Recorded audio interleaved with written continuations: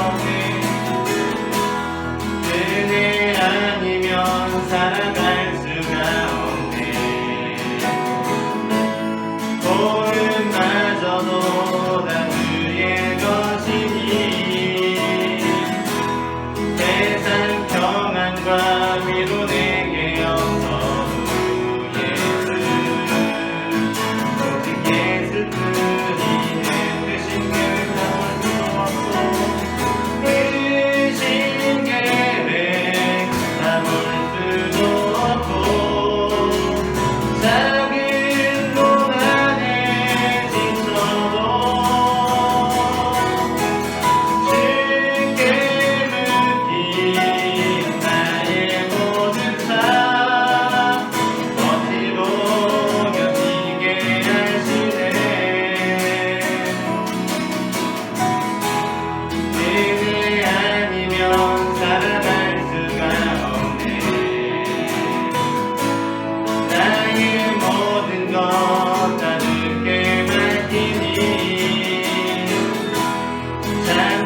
평안과 위로 내게 주신 주 예수 오직 예수뿐이네.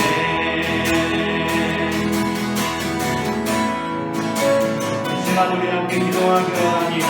사랑의 주님, 오늘도 우리가 주님 앞에 나와 예배하게 하시며 주님의 이름을 높일 수 있도록 인도해 주신 주님 그 은혜를 감사합니다. 하나님, 우리의 모든 삶이 주님의 은혜 안에 있으니 주님 참으로 감사하며 주님께서 베푸신 은혜들을 누리며 살아갈 수 있도록 주님 인도하여 주시옵소서. 이 예배 자리 가운데 주님 임재하여 주시옵소서. 함께 기도하시겠습니다. 하나님, 은혜를 감사합니다. 하나님, 이 시간에 우리가 주님 앞에 나와 예배하며 하나님 주님의 말씀을 묵상케 하시고 하나님 주님의 뜻을 바라보게 하시니 주님 은혜를 감사합니다. 하나님, 우리의 모든 삶이 주님의 은혜 안에 있사오니 주님께서 베푸시는 평안 가운데 살아갈 수 있도록 주님 은혜를 인도하여 주시옵소서. 하나님, 우리의 유일한 만족이 되시고 하나님, 우리의 유일한 기쁨과 소망이 되시는 주님만을 바라보며 살아갈 수 있도록 주님 우리를 붙들어 주시옵소서. 하나님, 우리의 마음 가운데 주님의 은혜를 더하여 주시옵소서. 하나님, 우리의 삶을 향하신 주님의 뜻을 분별할 수 있도록 주님 우리에게 지혜를 더하여 주시옵소서. 하나님, 때로는 불안과 힘든 일을 할지라도 주님을 바라볼 수 있기를 원합니다. 하나님, 주님과 누구만으로 만족하는 하나님 이전을 소망합니다. 주님께서 우리 주님의 나라의 백성으로 삼으셨으니 주님의 뜻을 이루는 사람이 될 수 있도록 주님 우리를 인도하여 주시옵소서. 하나님에게 은혜를 더하여 주시옵소서.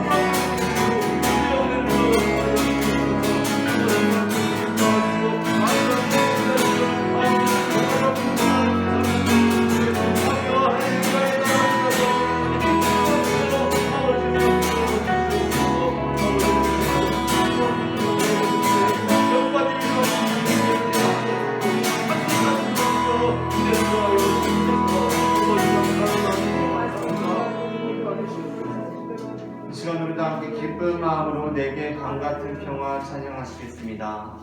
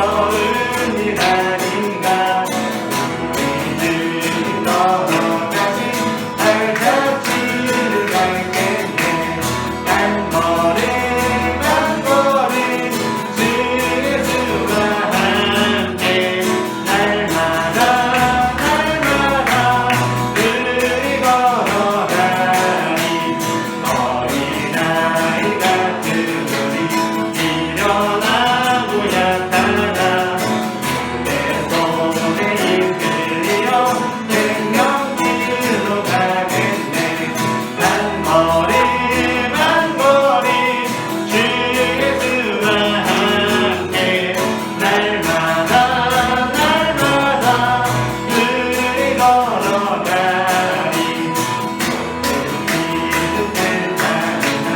험한 골짜기라도 누가 인도하는 대로 주와 같이 가겠네 한 걸음 한 걸음 주 예수와 함께 날마다 날마다 그리 걸어가니 선지자의 손같이 우리들도 천국에 들어올라갈 때까지 주와 같이 걷겠네 한 걸음 한 걸음 주 예수와 함께 날마다 날마다 그리고 한 걸음 한 걸음 한 걸음 한 걸음 주 예수와 함께 날마다 날마다 그리 걸어가리 한 걸음 한 걸음 주 예수와 함께 날마다 날마다 그리 걸어가 한 걸음 한 걸음 한 걸음 한 걸음 주 예수와 함께 날마다 날마다 그리 걸어가리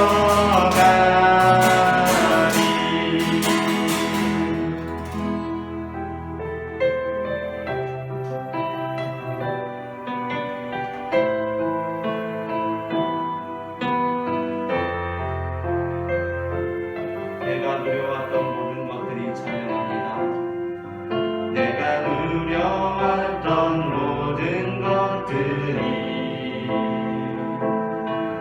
내가 지나왔던 모든 시간이 내가 걸어왔던 모든 순간이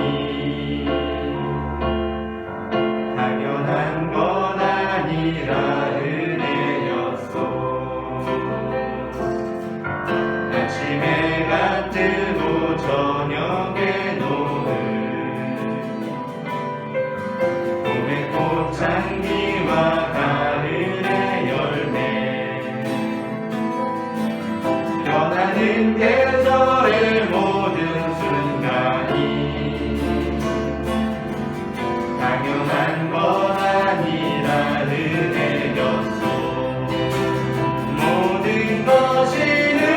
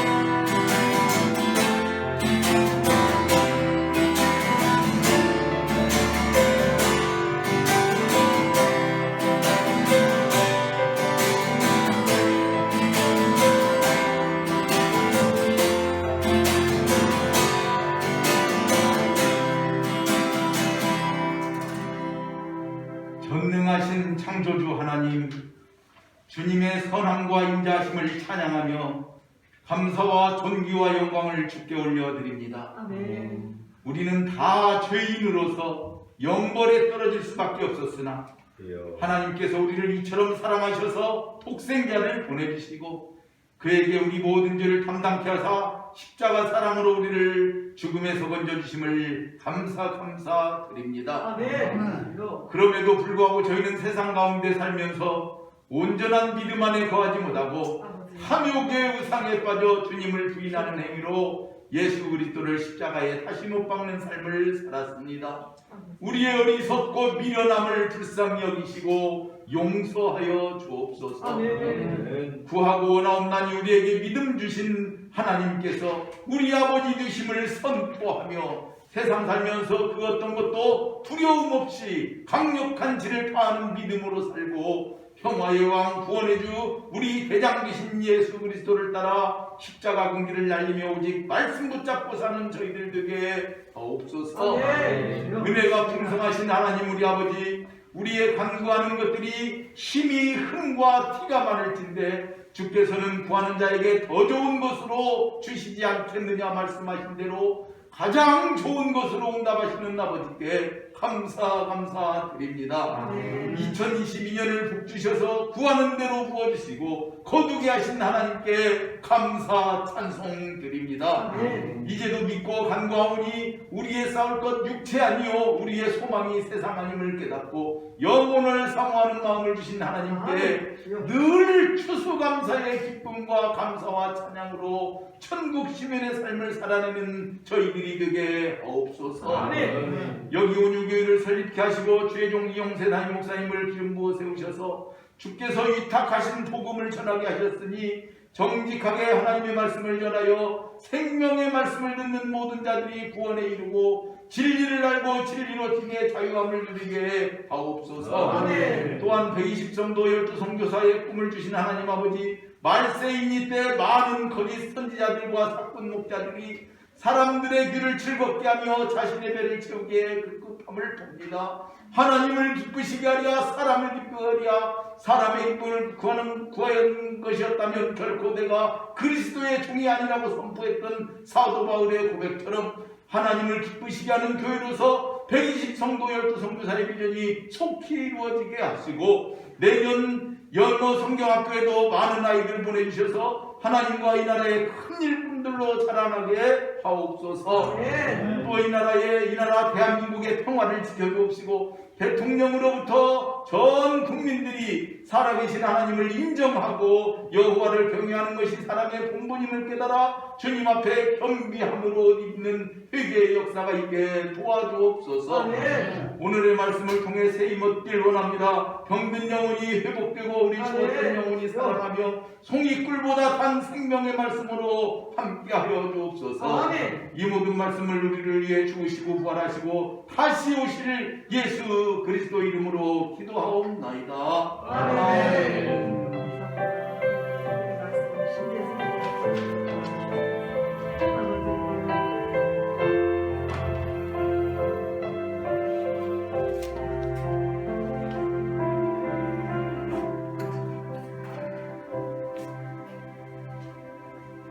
오늘 우리가 다 함께 교독할 성경은 교동문 106번 감사절 두 번째 교동문입니다. 다 함께 일어나셔서 교동문을 교독하겠습니다.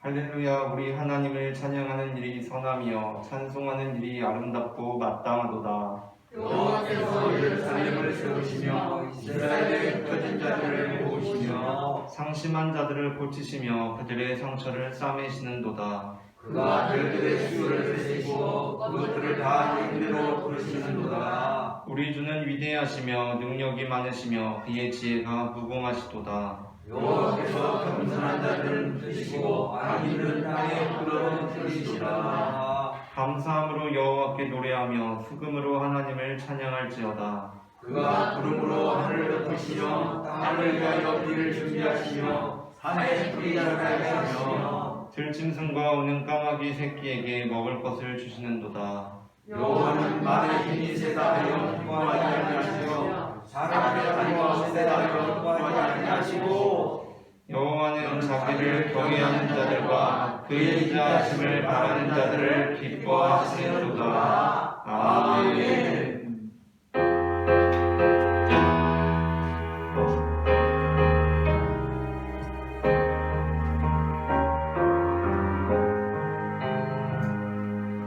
예수는 나의 힘이요 내 생명 되시니 그 주 예수 떠나 살면 죄 중에 빠지리 눈물이 앞을 가리고 내 맘에 근심 쌓일 때 위로하고 힘주시리 주 예수 예수는 나의 힘이요 내 친구 되시니 그네를 간구하며 긍성이 받으리 햇빛과 비를 주시니 주수할 곡식만 도다 귀한 열매 주시는 이 주 예수 예수는 나의 힘이요 내 기쁨 되시니 그 명령을 준행하여 늘 충성하겠네 주야로 보호하시며 바른 길 가게 하시니 의지하고 따라가리 주 예수 예수는 나의 힘이요 내 소망 되시니 이 세상을 떠나갈 때 곧 영생 얻으리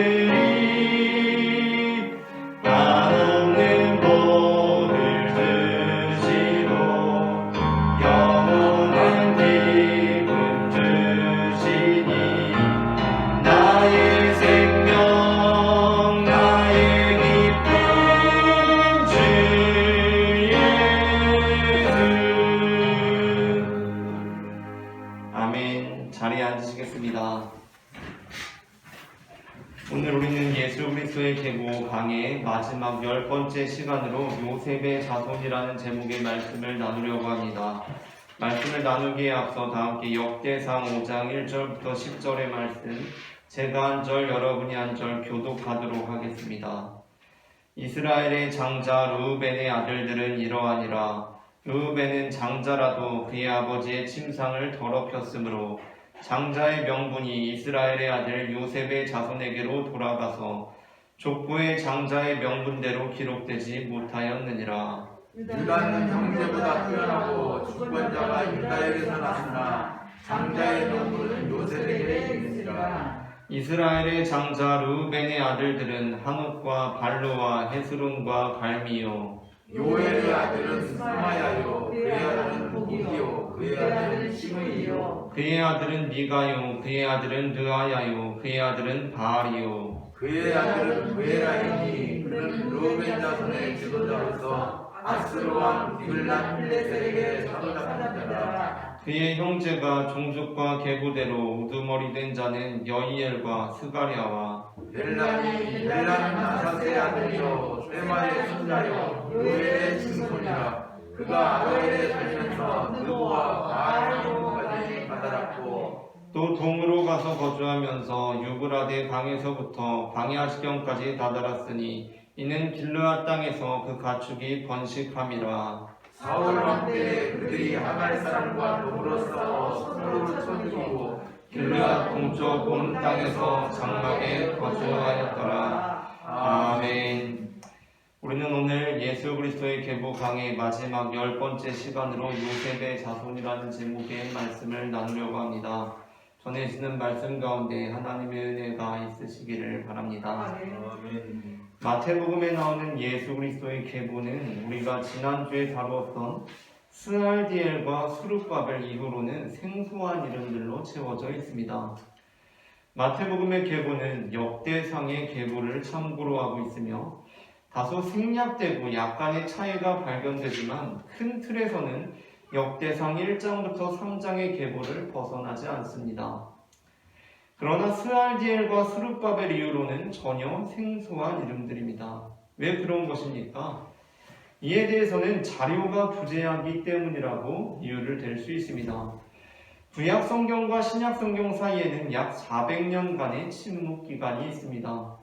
그러니까 일단 마태복음 기자 역시 오히려 오래전의 자료들에 대한 정보는 가지고 있었으나 그 당시 최근의 자료들, 그러니까 스룹바벨로부터 요셉 사이까지의 계보는 알지 못했다라고 추정을 할 수가 있고, 또 설령 마태복음 기자가 마태복음을 기록할 때에는 어떤 자료를 토대로 스룹바벨 이후부터 예수 그리스도에 이르기까지의 계보를 작성하였다고 하더라도 지금 우리가 스룹바벨 이후부터 예수 그리스도에 이르기까지에 대한 그 이전의 자료를 확인할 수 없다는 것입니다. 그러나 그렇다고 해도 이상한 부분이 있습니다. 그것은 우리가 보았다시피 역대상 계보는 스룹바벨에서 끝나는 것이 아니라 그 이후로 다소 복잡하기는 하지만 몇 대가 더 기록되어 있다는 것입니다. 지난주에 다루었던 본문에 관한 부분입니다. 그러니까 만일 스룹바벨로 역대상의 계보가 끝났다고 한다면 스룹바벨부터 예수 그리스도에 이르기까지의 계보에 생소한 이름들 뿐이라고 해도 그냥 이전 자료가 없기 때문이라고 하면 그만입니다. 그러나 그렇게 생각할 수 없는 것이 마태복음이 스룹바벨 이후부터는 의도적으로 역대상에 나오는 계보와 다르게 작성하고 있기 때문입니다.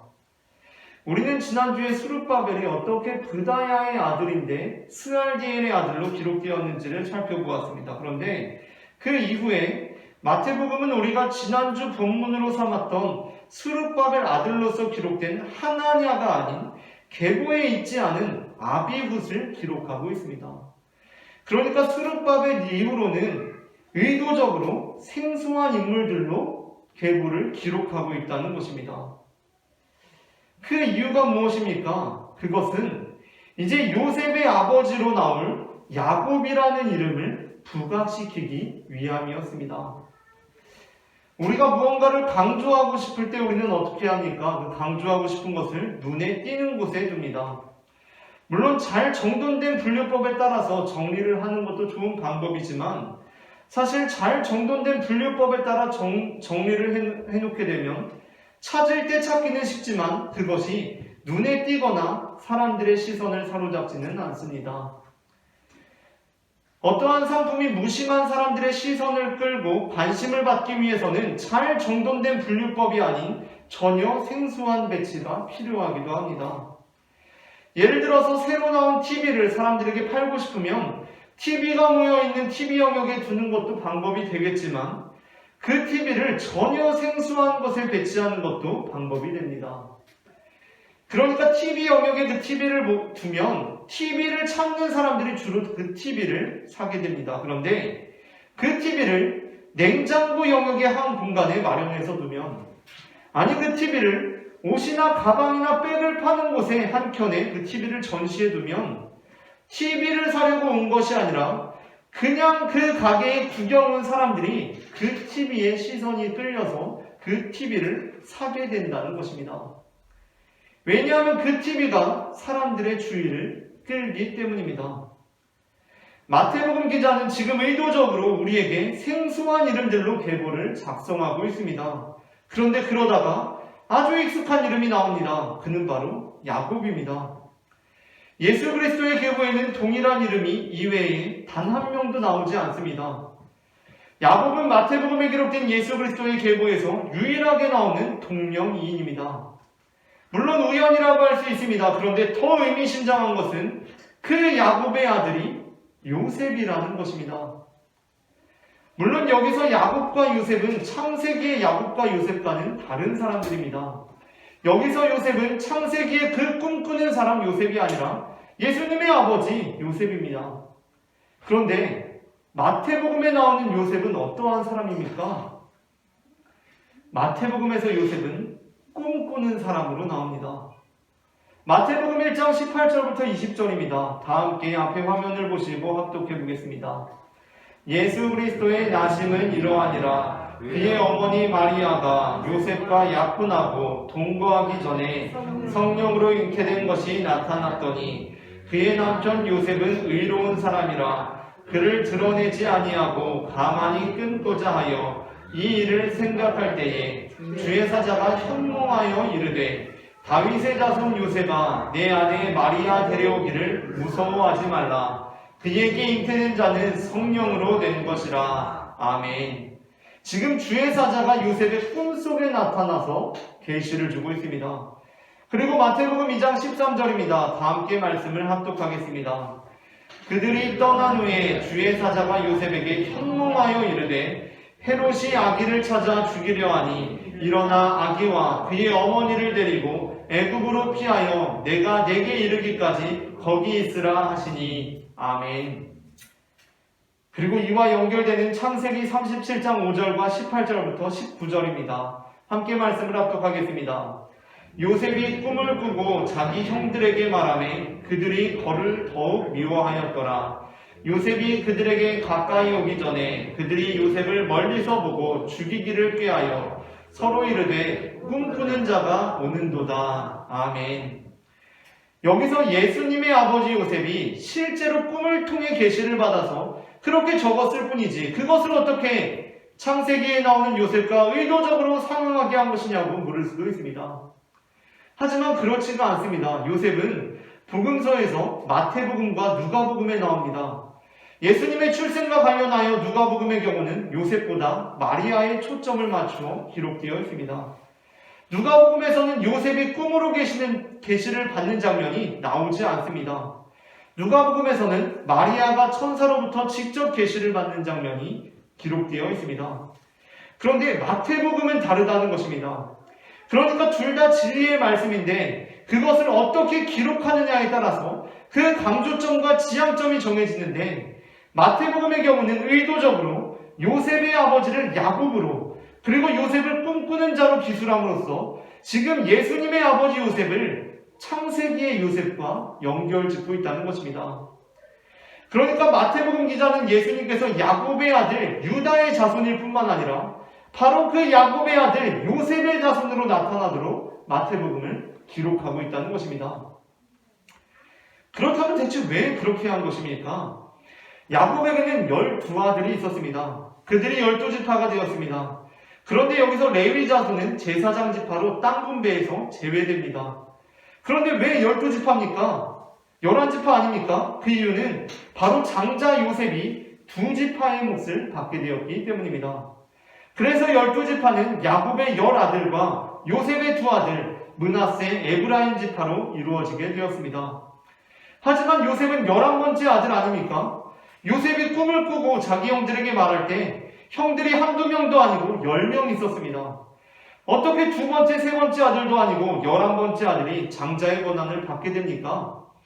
그 이유는 오늘 본문의 말씀대로 르우벤이 아버지의 침상을 더럽힘으로 그 장자의 권한을 박탈당했기 때문이고 그러한 상황 속에서 요셉이 장자의 명분을 얻기에 적합한 인물로 여겨졌기 때문입니다. 야곱의 아들들에 관한 내용을 아는 사람들이라면 오늘 역대상 5장 본문이 서술하고 있는 바와 같이 요셉에게 실제적으로 장자의 명분이 있다는데 반대할 사람은 없을 것입니다. 그렇다고 한다면 예수님께서는 요셉의 자손으로 오셔야 합니다. 요셉 그 다음은 잘 몰라도 아브라함, 이삭, 야곱, 요셉 이 정통성은 이어져야 합니다. 이들은 실제로 장자는 아니었지만 장자의 명분을 받은 사람들이었습니다. 그런데 여기서 변수가 생깁니다. 그것은 바로 다윗이 유다의 자손이었던 것입니다.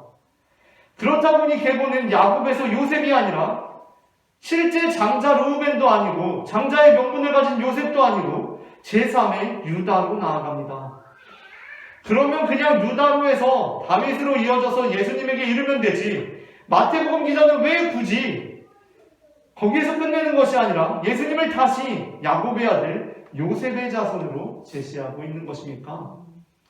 그 이유는 예수님께서 단순히 유다의 자손으로 오신 것이 아니라 온 이스라엘의 구원자로 오셨음을 선언해야 했기 때문이었습니다. 이스라엘은 솔로몬의 아들 르호보암에 이르러서 나라가 남유다와 북이스라엘로 나누어지게 됩니다. 그리고 그 이후로 북이스라엘은 아수르에, 그리고 남유다는 바벨론에 멸망당하기까지 남유다와 북이스라엘은 한 나라이면서도 두 나라가 되어서 존재하게 되었습니다. 지금 우리나라의 현실과 비슷합니다. 남한과 북한은 한 나라이면서도 두 나라로 존재하고 있습니다. 요즘 세대는 북한을 사실상 다른 나라로 볼지도 모르겠습니다. 아니, 이제 요즘 세대를 넘어서 국민들이 통일되기를 바라는지 물으면 통일이 되었으면 좋겠다는 응답보다 오히려 통일이 되지 않았으면 좋겠다는 응답이 훨씬 많다고 합니다. 제가 어릴 때만 해도 학교에서 우리의 소원은 통일이라고 그렇게 참 많이 노래를 불렀었는데 시대가 그만큼 달라진 것입니다. 그러니 북한은 이제 사실상 다른 나라라고 보아도 무방하겠습니다. 하지만 질문을 조금 바꾸어 보면 어떻습니까? 통일이 되었으면 좋겠냐, 안 되었으면 좋겠냐가 아니라 만일 북한의 체제가 스스로 무너져 내린다면 그때 북한이 어느 나라에 수용되어야 하느냐 하는 것입니다. 한 설문단체에서 이렇게 질문을 바꾸어서 조사를 하자 응답이 이전과는 상당히 다르게 나왔다고 합니다. 이제 대부분의 사람들은 중국도 아니고 미국도 아니고 러시아도 일본도 아니고 바로 우리나라가 당연히 북한을 수용해야 한다는 것이었습니다. 북한이 중국이 아니라 우리나라가 되어야 한다는 것입니다. 이처럼 남과 북의 사이는 참 묘합니다. 한 나라인 것 같은데 두 나라고, 두 나라인 것 같은데 또 한 나라입니다. 남유다와 북이스라엘이 그랬다는 것입니다. 그러니까 이 남유다와 북이스라엘에는 묘한 감정이 있습니다. 애증과 갈등이 있습니다. 이러한 감정의 골은 사실 르호보암과 여로보암 때부터 시작된 것도 아닙니다. 우리는 이미 그 전부터 남유다와 북이스라엘에 묘한 긴장관계가 있었음을 발견할 수 있습니다. 우리가 지난주에 나누었던 역대상 3장 1절부터 4절 본문은 이렇게 말씀하고 있습니다. 다 함께 역대상 3장 1절부터 4절 본문을 합독해 보겠습니다. 다윗이 헤브론에서 낳은 아들들은 이러하니 맏아들 암논이라, 이스라엘 여인 아히노아미의 소생이요, 둘째는 다니엘이라, 갈멜 여인 아비가일의 소생이요, 셋째는 압살롬이라, 그슬왕 달메의 딸 마아가의 아들이요, 넷째는 아도니아라, 핫깃의 아들이요, 다섯째는 스바냐라, 아비달의 소생이요, 여섯째는 이드르암이라, 다윗의 아내 에글라의 소생이니 이 여섯은 헤브론에서 나왔더라. 다윗이 거기서 7년 6개월 다스렸고 또 예루살렘에서 30년간 다스렸으며. 아멘. 다윗은 사울처럼 곧바로 온 이스라엘의 왕으로 등극할 수 없었습니다. 다윗은 사울로부터 시기와 질투를 받으면서 우여곡절 끝에 왕이 되는데, 여기서 중요한 것은 일단 헤브론, 바로 유다 지방에서 왕이 되었다는 것입니다.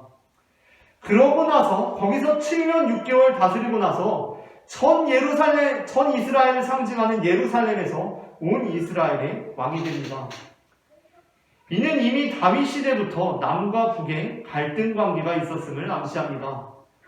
남과 북의 갈등이나 괴리가 없는 하나의 공동체라면 결코 그렇게 일이 진행될 수 없기 때문입니다. 그렇다면 이제 북이스라엘은 아수르에게 멸망당한 지 오래되었고 남유다도 바벨론에게 멸망당한 지 오래된 예수님의 시대에는 과연 그러한 과거의 감정들은 다 사라질 수 있지 않겠습니까? 그러나 그렇지도 않았습니다. 이에 대한 예가 요한복음에 잘 나타나 있습니다. 요한복음 4장에서 유대인이셨던 예수님께서는 사마리아로 들어가십니다.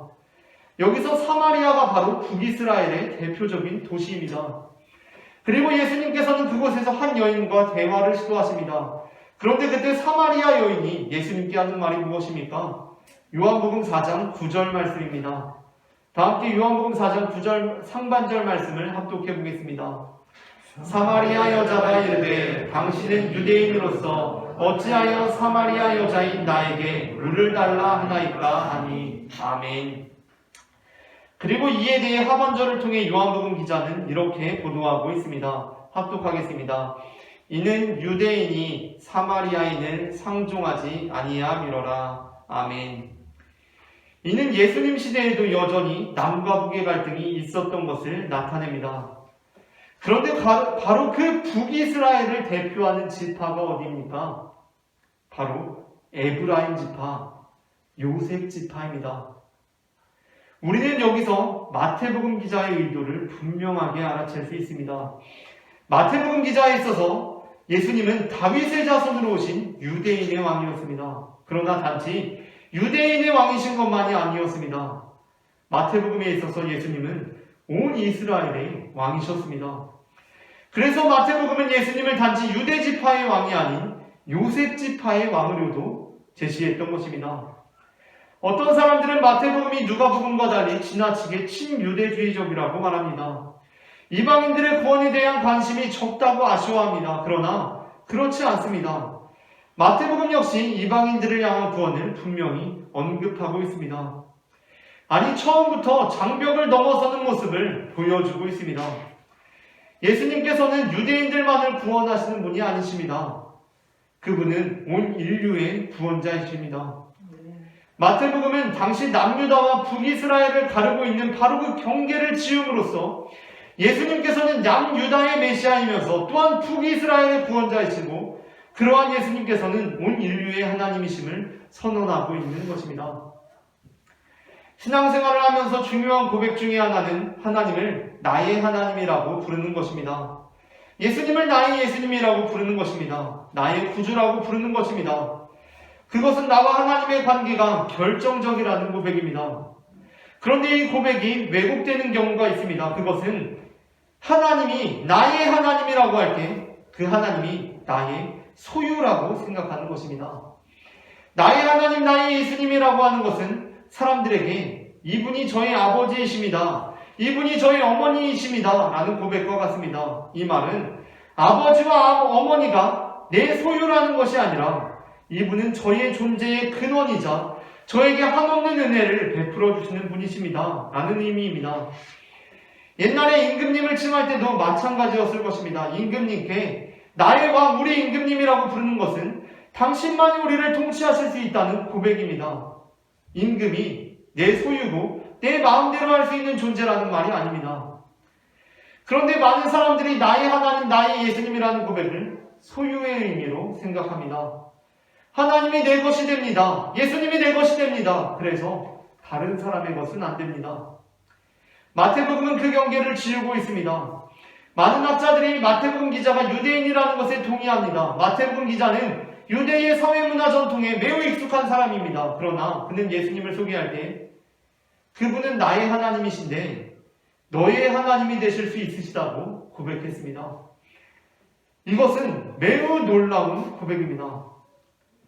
누가복음은 선한 사마리아인의 비유를 통해서 우리의 이웃이 누구인지, 그리고 우리가 누구의 이웃이 되어야 하는지, 정말 하나님의 자녀는 어떠한 사람인지 생각해 보겠습니다. 그리고 하나님의 자녀, 하나님의 사람은 혈통이나 핏줄로 경계지어지는 것이 아니라는 것을 분명히 했습니다.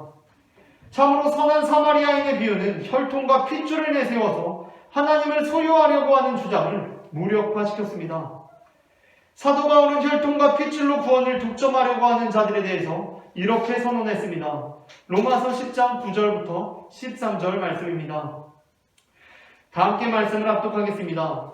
내가 만일 내 입으로 예수를 주로 시인하며 또 하나님께서 그를 죽은 자 가운데서 살리신 것을 내 마음에 믿으면 구원을 받으리라. 사람이 마음으로 믿어 의에 이르고 입으로 시인하여 구원에 이르느니라. 성경에 이르되 누구든지 그를 믿는 자는 부끄러움을 당하지 아니하리라 하니 유대인이나 헬라인이나 차별이 없음이라. 한 분이신 주께서 모든 사람의 주가 되사 그를 부르는 모든 사람에게 부용하시도다. 누구든지 주의 이름을 부르는 자는 구원을 받으리라. 아멘. 여기서 9절과 10절은 구원의 조건이 아닙니다. 반대로 구원의 무조건성을 의미합니다. 그렇다면 마태복음에는 이러한 열방을 향한 메시지가 없습니까? 아닙니다. 마태복음에도 이방인을 향한 구원의 메시지가 도처에 기록되어 있습니다. 아니, 그리고 시작부터 바로 그 경계가 허물어지고 있음을 놀라운 방식으로 보여주고 있습니다. 예수님은 유대인의 왕이십니다. 그러나 그분은 요셉의 자손이기도 하십니다. 라는 이 고백은 우리 믿음의 고백이 갖는 확장성의 시작점이 됩니다. 사도행전 1장 8절 말씀입니다. 다 함께 말씀을 합독하겠습니다. 오직 성령이 너희에게 임하시면 너희가 권능을 받고 예루살렘과 온 유대와 사마리아와 땅끝까지 이르러 내 증인이 되리라 하시니라. 아멘. 누가복음은 유대인과 사마리아인의 경계를 허물고 있습니다. 요한복음에서 예수님께서는 사마리아 여자를 찾아가십니다. 사도 바울은 유대인과 헬라인의 경계를 허물고 있습니다. 사도행전은 우리에게 성령이 임하시면 우리가 권능을 받고 예루살렘과 온 유대를 넘어 사마리아와 땅끝까지 이를 것이라고 말씀하고 있습니다. 마태복음은 예수님을 유다의 자손이면서 동시에 요셉의 자손이라고 선언하고 있습니다. 유대인과 사마리아인의 관계가 좋아서 유대인과 헬라인이 친구 사이라서 유다의 자손과 요셉의 자손이 형제여서 그런 것이 아닙니다. 친구나 형제가 아니라 이제 그 역사적인 과정을 통해서 아주 얄밉고 혐오스러운 민족이 되었는데도 불구하고 그렇게 선언하고 있다는 것입니다. 그래서 이 선언이 놀라운 선언이라는 것입니다. 예수 그리스도의 복음의 놀라운 능력은 아직 죄인인 사람을 의인으로 인정하셔서 변화시키시는 데 있습니다. 로마서 5장 8절 말씀입니다. 말씀을 합독하겠습니다. 우리가 아직 죄인 되었을 때에 그리스도께서 우리를 위하여 죽으심으로 하나님께서 우리에 대한 자기의 사랑을 확증하셨느니라. 아멘. 우리가 의로워졌을 때가 아닙니다. 우리는 모두 아직 죄인일 때 예수님께서 우리를 죄인이라고 부르심으로써가 아니라 우리를 의인이라고 부르심으로 정말 의롭게 되었습니다. 복음의 능력은 바로 그렇게 함으로써 죄인을 의롭게 이루어가는 것입니다. 물론 교회는 공동체를 지키기 위해서 지혜롭게 처신할 필요가 있습니다. 교회는 악을 긍정하는 곳이 되어서는 안 됩니다. 우리는 악과 싸우는 사람들입니다. 그러나 지금보다 조금 더 성숙하고 지혜로울 필요가 있습니다.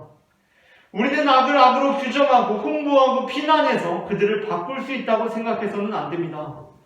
설령 그렇게 된다고 하더라도 그것은 성경이 우리에게 가르쳐주는 방법이 아닙니다. 성경은 우리에게 죄인을 의인이라고 부르라고 말씀합니다. 우리의 예수님이 너희의 예수님이라고 고백하고 있습니다. 우리의 예수님이 너희가 우리처럼 될 때에는 그렇게 너희의 예수님이 될 것이라는 의미가 아닙니다. 그러면 그게 무슨 너희의 예수님입니까? 그것은 여전히 우리의 예수님일 뿐입니다. 요셉의 예수님이 될 수 없습니다. 그것이 아니라 우리의 예수님이 정말 너희의 예수님이라고 제시할 수 있어야 한다는 것입니다. 그것이 성경이 우리에게 제시하고 있는 길입니다. 창녀 알곤자는 자신을 둘시네아라고 부르는 돈키호테의 음성이 아주 듣기 싫었습니다. 몸을 팔면서 살고 있는 비천한 자신에게는 알곤자라는 천박한 이름이 잘 어울리며 둘시네아라는 고귀한 여성들이나 쓰는 이름은 어울리지 않는다고 생각했기 때문이었습니다. 그래서 알돈자는 돈키호테에게 내 이름은 알돈자니까 둘시네아라고 부르지 말고 알돈자라고 부르라고 쏘아댑니다. 그러나 돈키호테는 그녀의 고집에 굴하지 않습니다. 제멋대로 그녀를 만날 때마다 알돈자를 둘시네아라고 부릅니다. 둘시네아는 그 당시 고귀한 여성들만 사용하던 이름이었습니다. 알돈자가 둘시네아다운 명모를 지니게 된다면 둘시네아라고 부르겠다고 조건을 걸고 있는 것이 아닙니다. 알돈자는 그냥 여전히 알돈자입니다. 그런데 돈키호테는 알던 자를 계속 둘시네아라고 부릅니다. 둘시네아라고 부릅니다. 둘시네아라고 부릅니다. 그리고 그렇게 알던 자는 조금씩 둘시네아가 되어갑니다. 우리는 우리가 받은 복음의 파급력을 그대로 전달하는 매체가 되어야 합니다. 이제 곧 이번 주에 월드컵이 시작된다고 하는데 축구할 때도 패스를 받으면 그 패스의 템포를 그대로 살려서 이어나가야 합니다. 그게 안 되면 축구를 볼 때 어떻게 됩니까? 답답합니다. 그래서 우리가 매번 축구를 볼 때 막 화를 내고 그러는 거 아닙니까? 사실 우리가 선수들보다 축구를 못하긴 하지만 답답한 건 답답한 겁니다. 아니 그 템포를 살려서 가야지. 패스를 받은 선수가 그거를 받고 주춤거리고 있으면 흐름이 다 깨지고 마는 것입니다. 우리가 아직 죄인 되었을 때 의인으로 불림을 받아서 의인이 되어가고 있다면 우리 역시 아직 죄인인 사람들을 의인으로 부름으로써 그 템포를 그대로 살려나가서 함께 조금씩 의인이 되어가야 합니다. 참 안타까운 것은 우리는 아직 죄인 되었을 때 의인으로 불림받아서 의인이 되었으면서 그 패스를 받고 주춤거리고 있다는 것입니다.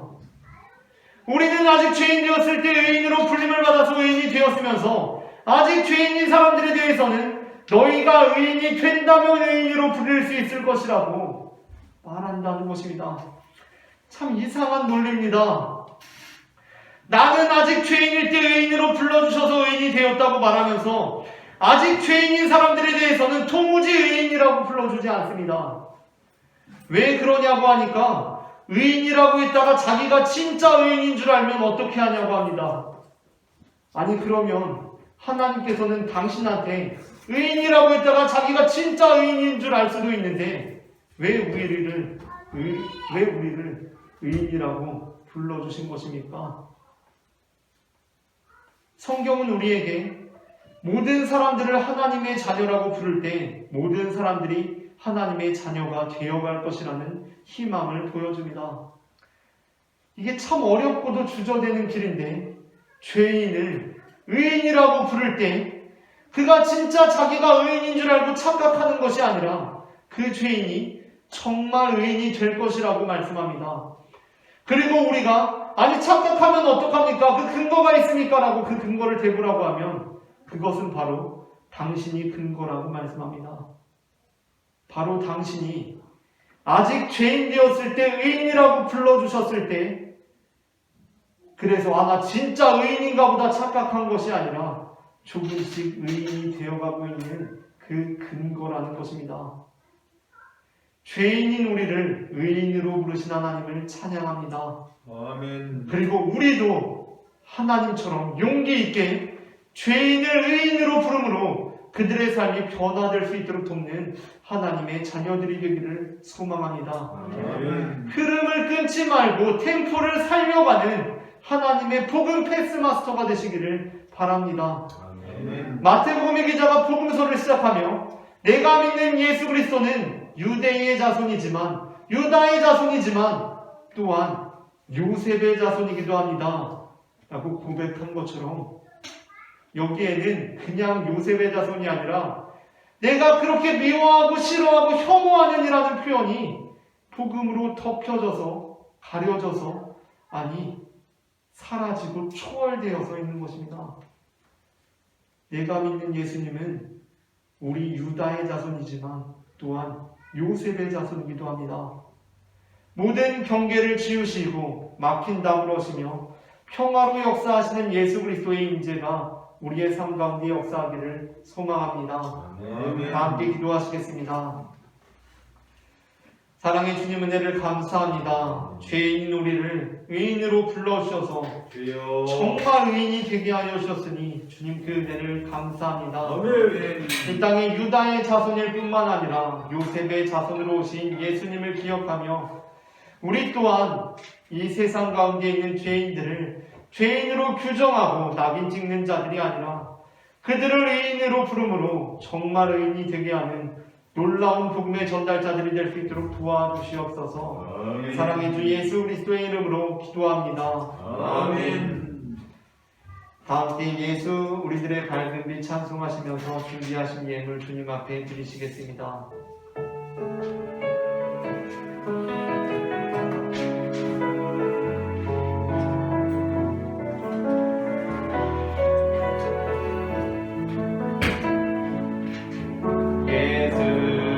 예수리들의 하느님 은혜와 긍휼을 베푸시는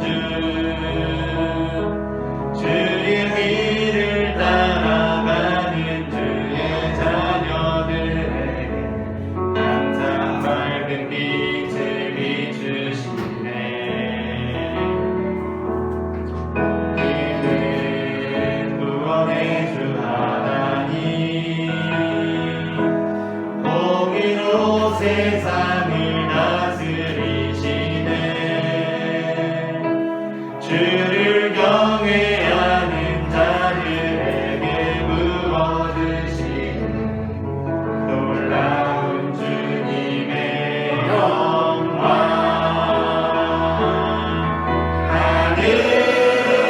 하늘에서 찬란하게 빛나는 주의 영광. 이 땅에 오셨네. 어둠을 밝히고 새 생명 주시네. 영원히 빛나는 나의 예수님 높이 영광과 찬양 받으실 그 이름 경배합니다. 슬픔을 거두고 내게 자유 주시네. 기쁨의 노래를 영원한 나의 빈 예수께. 하늘에서 찬란하게 빛나는 주의 영광. 이 땅에 오셨네. 어둠을 밝히고 새 생명 주시네. 영원히 빛나는 나의 예수님 높이 영광과 찬양 받으실 그 이름 경배합니다. 슬픔을 거두고 내게 자유 주시네. 기쁨의 노래를 영원한 나의 빈 예수께.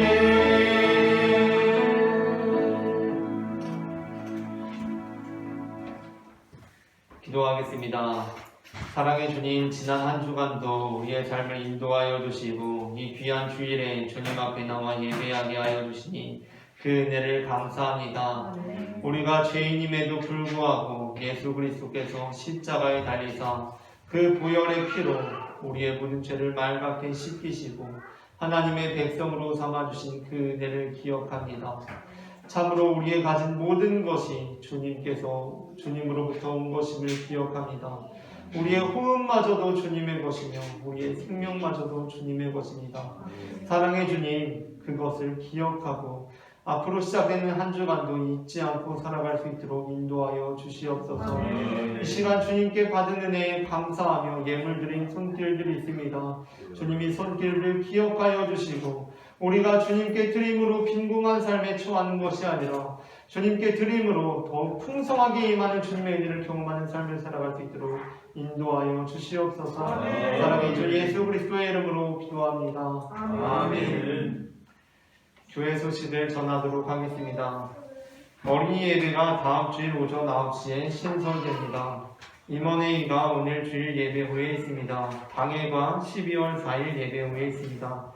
파주지방의 부흥사경회가 다음 주일 그리고 28일 월요일까지 이틀간 저녁 7시에 봉일천 감리교회에서 있습니다. 강사는 장하길 목사님이십니다. 여름 성경학교 홍보 및 모집을 위한 기도회가 오늘 점심 식사 후에 있습니다. 전도지 제작 작업이 오늘 점심 식사 전후에 있습니다. 예배실 뒤편에 달력이 배치되어 있습니다. 필요하신 분들께서는 다음 주일까지 꼭 가져가시기 바랍니다. 다음 주일이 지나면 달력을 필요한 곳에 나누도록 하겠습니다. 금촌 이동 거리 청소 공사는 다음 주일부터 날씨로 인하여서 휴식기를 갖습니다. 그리고 내년 봄이 되었을 때 2월 26일쯤에 재개하도록 하겠습니다. 2022년도 성경일독 하시는 분들께 교육부에서 소정의 상품을 드립니다. 성경일독을 하신 분들께서는 교육부장님 김관숙 권사님이나 저에게 말씀해 주시기를 바랍니다. 다 함께 일어나셔서 찬송가 620장 여기에 모인 우리 찬송하시겠습니다.